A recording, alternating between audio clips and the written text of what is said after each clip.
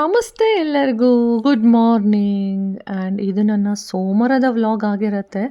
ತುಂಬ ಜನ ನನ್ನ ಕೇಳ್ತಾ ಇದ್ದೀರಾ, ಮೇಡಮ್ ನೀವು ಒಂದು ಮನೆ ಮೇಂಟೈನ್ ಮಾಡಿಕೊಂಡು ಮಗುನೂ ನೋಡಿಕೊಂಡು ಹೇಗೆ ಮನೆಯಿಂದ ಕೆಲಸ ಮಾಡ್ತಾ ಇದ್ದೀರಾ ಅಂತ. ಅವ್ರಿಗೋಸ್ಕರ ಸ್ವಲ್ಪ ದಿನಚರಿನ ತೋರಿಸಿ, ಹಾಗೆ ನನ್ನ ಡೈಲಿ ರುಟೀನ್ ಹೇಗೆ, ನಾನು ಯಾವ ಥರ ಸ್ಕೆಡ್ಯೂಲ್ ಮಾಡ್ಕೊಳ್ತೀನಿ, ನಾನು ತಗೊಳ್ಳುವಂಥ ಟ್ರೈನಿಂಗ್ಸ್ ಆಗಲಿ ಅಥವಾ ನಾನು ಮಾಡುವಂಥ ಕೆಲಸ ಆಗಲಿ, ನಿಜವಾಗ್ಲೂ ಈ ಕಂಪನೀಲಿ ವರ್ಕ್ ಮಾಡೋಕ್ಕೆ ಪುಣ್ಯನೇ ಮಾಡಿರಬೇಕು. ಯಾಕೆ ಗೊತ್ತಾ, ಈ ಕೆಲಸ ನಾವು ನಮ್ಮ ಫ್ರೀ ಟೈಮಲ್ಲಿ ಮಾಡುವಂಥದ್ದು. ಯಾವುದೇ ಥರ ಟೈಮ್ ರೆಸ್ಟ್ರಿಕ್ಷನ್ಸ್ ಇಲ್ಲ. ನಾನು ಬೆಳಗ್ಗೆ ಆರಾಮಾಗೆದ್ದು ಮಗುನೆಲ್ಲ ರೆಡಿ ಮಾಡಿ, ತಿಂಡಿ ಮಾಡಿ, ಅಡುಗೆ ಮಾಡಿ, ಮಗುನ ಸ್ಕೂಲಿಗೆ ಕಳಿಸಿ, ಹಾಗೆ ಮನೆಗೆ ಬಂದಮೇಲೆ ಮಿಕ್ಕಿದ ಕೆಲಸ ಎಲ್ಲ ಮುಗಿಸಿ ಆಮೇಲೆ ನಾನು ಕೆಲಸ ಮಾಡುವಂಥದ್ದು. ಆ್ಯಂಡ್ ಒಂದೊಂದು ಸಲ ನಾನು ಅಂಗಡಿಗೆ ಹೋಗೋಕ್ಕಾಗಿಲ್ಲ ಅಂದರೆ ನಾನು ಹಾಲು ತೊಗೊಳ್ಳೋದು ಅಕ್ಷಯ ಕಲ್ಪ. ಸೊ ಅಲ್ಲೇನೇ ನಾನು ತರಕಾರಿ ಸೊಪ್ಪು ಎಲ್ಲ ಆರ್ಡ್ರ್ ಮಾಡ್ತೀನಿ. ತುಂಬ ಫ್ರೆಶ್ ಆಗಿರುತ್ತೆ ಸೊಪ್ಪಂತೂ.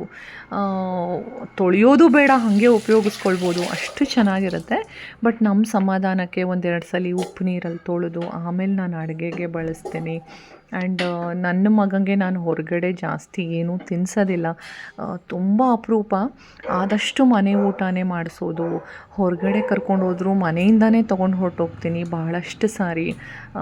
ಹೊರಗಡೆ ತಿನ್ನೋದು ಬಹಳನೇ ಕಮ್ಮಿ. ತಿಂದರೂ ಸಹ ನಾವು ಜಂಕ್ ಎಲ್ಲ ಜಾಸ್ತಿ ತಿನ್ನೋದಿಲ್ಲ. ಒಕೇಶನಲ್ಲಿ ತಿನ್ನೋದು, ನೋಡ್ಕೊಂಡು ತಿನ್ನೋದು. ಡೀಪ್ ಫ್ರೈಡೆಲ್ಲ ಹೊರಗಡೆ ತಿನ್ನೋದಿಲ್ಲ. ಹೆಲ್ತ್ ಬಗ್ಗೆ ಸ್ವಲ್ಪ ಕಾನ್ಷಿಯಸ್ ಇದೆ. ಆ್ಯಂಡ್ ಸೊ ಮಗ ಸ್ಕೂಲಿಂದ ಬಂದ ಮೇಲೆ ಅವನಿಗೆ ಹೋಮ್ವರ್ಕ್ ಮಾಡಿಸಿ, ಊಟ ಮಾಡಿಸಿ, ಅವನ ಹತ್ರ ಸ್ವಲ್ಪ ಆಟ ಆಡಿ ಆಮೇಲೆ ನಾನು ನನ್ನ ಕೆಲಸ ಎಲ್ಲ ಮುಗಿಸ್ತೀನಿ. ಆ್ಯಂಡ್ ನಿಮಗೆಲ್ಲ ಗೊತ್ತು, ನಾನು ಮಾಡ್ತಿರೋವಂಥ ಕೆಲಸ ಒಂದು ಗೌರ್ಮೆಂಟ್ ವೆರಿಫೈಡ್ ಕಂಪನಿ. ನಾನು ಕಂಪನಿ ಇವೆಂಟಿಗೆ ಕೂಡ ನನ್ನನ್ನು ಕರೆಸ್ಕೊಂಡಿದ್ರು. ಡೆಲ್ಲಿಗೆ, ನೋಯ್ಡಾ ಹತ್ರ ಎಲ್ಲ ಹೋಗಿ ಬಂದಿದ್ದೀನಿ. ಹಾಗೆ ನನಗೆ ಅವಾರ್ಡ್ ಕೂಡ ಸಿಕ್ಕಿದೆ, ಅಚೀವ್ಮೆಂಟ್ ಅವಾರ್ಡು. ನಾನು ಕರ್ನಾಟಕದಿಂದ ಮೊದಲು ಕನ್ನಡ ಟ್ರೈನರ್ ಆಗಿ ಆಯ್ಕೆಯಾಗಿದ್ದೀನಿ. ಜೊತೆಗೆ ಮೆಗಾ ಸ್ಟಾರ್ ಅಚೀವರ್ ಅವಾರ್ಡ್ ಕೂಡ ಬಂದಿದೆ. ಆ್ಯಂಡ್ ತುಂಬ ಜನ ಹೆಣ್ಮಕ್ಳು ಮನೇಲೇ ಇರ್ತೀವಿ, ಇನ್ನು ನಮ್ಮ ಜೀವನ, ನಮ್ಮ ಸಂಸಾರ, ಗಂಡ ಮಗು, ಮನೆ ನೋಡ್ಕೊ, ಇಷ್ಟರಲ್ಲೇ ನಾವು ಕಳೆದ್ಬಿಡ್ತೀವಿ. ಆ್ಯಂಡ್ ಭಾಳಷ್ಟು ಸಲ ಸುಸ್ತು ಕೂಡ ಆಗುತ್ತೆ. ಅಯ್ಯೋ ಕೆಲ್ಸಕ್ಕೆ ಹೋಗೋಕ್ಕೆಲ್ಲ ಆಗಲ್ಲಪ್ಪ, ಇದೇ ಸರಿ ಹೋಗುತ್ತೆ ಬೆಳಗ್ಗೆಯಿಂದ ಸಂಜೆವರೆಗೂ ಅಂತ ಅಂದ್ಕೊಳ್ತೀವಿ.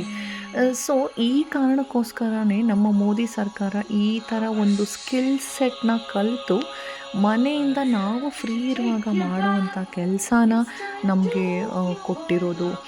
ದಯವಿಟ್ಟು ಇದೆಲ್ಲ ಎಲ್ಲ ಹೆಣ್ಮಕ್ಳು ಯೂಸ್ ತೊಗೊಳ್ಬೋದು. ಯಾಕೆ ಗೊತ್ತಾ, ಇದರಲ್ಲಿ ಯಾವುದೇ ಥರ ನಮಗೆ ಡಿಗ್ರಿ ಕೇಳೋದಿಲ್ಲ ಅಥವಾ ಪರ್ಟಿಕ್ಯುಲರ್ ಎಕ್ಸ್ಪೀರಿಯನ್ಸ್ ಅವಶ್ಯಕತೆ ಇಲ್ಲ. ನಾನು ಫ್ರೆಷರ್ ಆಗಿದ್ದೀನಿ, ನಾನು 10th ಓದಿದ್ದೀನಿ, PUC ಓದಿದ್ದೀನಿ ಅಂತ ತುಂಬ ಜನ ನನಗೆ ಕಾಲ್ ಮಾಡಿ ಹೇಳ್ತೀರಾ. ಸೊ ಅಂಥವರೆಲ್ಲ ನೀವು ಸ್ಕಿಲ್ಸ್ಗೆ ಇನ್ವೆಸ್ಟ್ ಮಾಡಿದ್ರೆ, ಸ್ಕಿಲ್ಸ್ನ ಕಲಿತ್ರೆ, ಸ್ಕಿಲ್ಸಿಂದ ಬಹಳನೇ ಯೂಸ್ ಇದೆ ಗೈಸ್. ಏನು ಗೊತ್ತಾ, ಎಲ್ಲ ಆನ್ಲೈನ್ ಆಗಿದೆ ಇವಾಗ. ಪೇಮೆಂಟ್ ಆಗಲಿ, ಪ್ರಮೋಷನ್ಸ್ ಆಗಲಿ, ಅಡ್ವರ್ಟೈಸ್ಮೆಂಟ್. ಸೊ ಹಾಗಾಗಿ ಆನ್ಲೈನ್ ಸ್ಕಿಲ್ ಕಲಿಯೋದ್ರಿಂದ ವೇಸ್ಟ್ ಅಂತೂ ಆಗೋದಿಲ್ಲ. ಯಾಕೆಂದರೆ ಇನ್ನು ಹೋಗ್ತಾ ಹೋಗ್ತಾ ನಮ್ಮ ಫ್ಯೂಚರ್ ಎಲ್ಲ ಡಿಜಿಟಲೈಸೇ ಆಗೋದ್ರಿಂದ ಬಹಳನೇ ಯೂಸ್ ಆಗುತ್ತೆ. ಇಲ್ಲಿ ನಾವು ಸಾಕಷ್ಟು ಟ್ರೆಂಡಿಂಗಲ್ಲಿರುವಂಥ ಸ್ಕಿಲ್ಸು ನಮಗೆ ಗೈಡ್ ಮಾಡ್ತಾರೆ. ಕಂಟೆಂಟ್ ರೈಟಿಂಗ್ ಆಗಿರ್ಬೋದು, ಕಾಪಿ ರೈಟಿಂಗು, ವೆಬ್ ಡಿಸೈನ್ ಮಾಡೋದು, ಅಥವಾ ಗೂಗಲಲ್ಲಿ, ಫೇಸ್ಬುಕ್ಕಲ್ಲಿ ಆ್ಯಡ್ಸ್ ರನ್ ಮಾಡೋದು. ಮತ್ತು ಎಲ್ಲದಕ್ಕಿಂತ ಹೆಚ್ಚಾಗಿ ನಮಗೆ ಇಲ್ಲಿ ರೀಜನಲ್ ಲ್ಯಾಂಗ್ವೇಜಸ್ ಅಂದರೆ ನಮ್ಮ ಕನ್ನಡ, ತೆಲುಗು, ತಮಿಳು. ತುಂಬ ಜನ ನನಗೆ ಕಾಲ್ ಮಾಡ್ತೀರಾ, ನನಗೆ ಇಂಗ್ಲೀಷ್ ಬರೋಲ್ಲ, ಇಂಗ್ಲೀಷ್ ಅರ್ಥ ಆಗಲ್ಲ ಅಂತ. ಸೊ ಅಂಥವರೆಲ್ಲ ಇಲ್ಲಿ ಕೆಲಸ ಮಾಡ್ಬೋದು. ಇಲ್ಲಿ ನಿಮಗೆ ಪ್ರತಿಯೊಂದು ಟ್ರೈನಿಂಗು ಕನ್ನಡದಲ್ಲೇ ಸಿಗುತ್ತೆ. ಕನ್ನಡನೇ ಕಲಿತು ನೀವು ವರ್ಕ್ ಮಾಡಲಿಕ್ಕೆ ಶುರು ಮಾಡಬಹುದು. ಆ್ಯಂಡ್ ಎಕ್ಸ್ಪೀರಿಯನ್ಸ್ ಕೇಳೋದಿಲ್ಲ, ಯಾಕೆಂದರೆ ಇವರೇ ನಮಗೆ ಗೈಡ್ ಮಾಡ್ತಾರೆ. ಆ್ಯಂಡ್ ನಮ್ಮ ಒಂದು ಕಂಪನಿ 184 ಕಂಟ್ರೀಸಲ್ಲಿ ಎಕ್ಸ್ಪ್ಯಾಂಡ್ ಆಗಿದೆ ಇವಾಗ.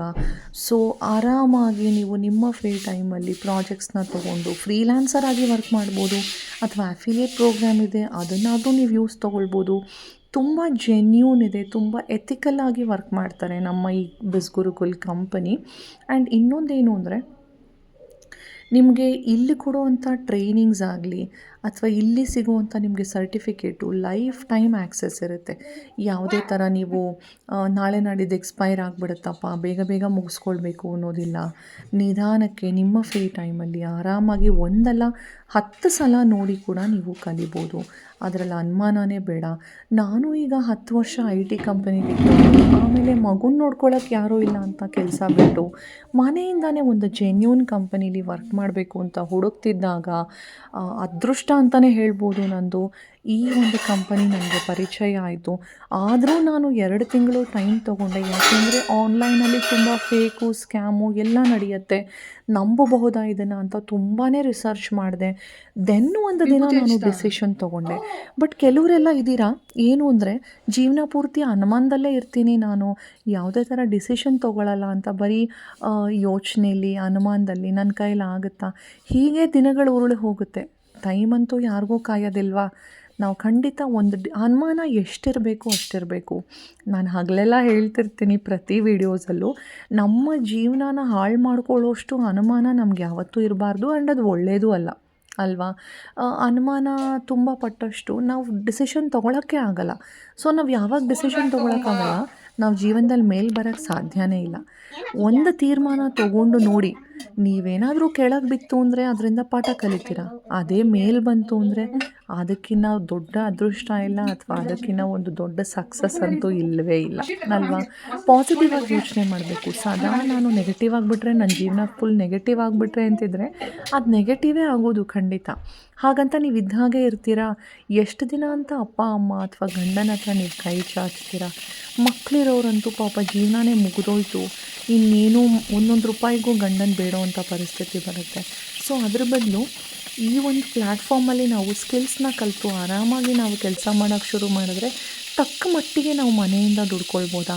ನಮ್ಮ ಖರ್ಚುಗಳು, ನಮ್ಮ ಮಗು ಆಸೆ ಪಟ್ಟಿದ್ದೇನೋ ಒಂದು ಸಣ್ಣ ಪುಟ್ಟದೆಲ್ಲ ಕೊಡಿಸ್ಬಹುದು.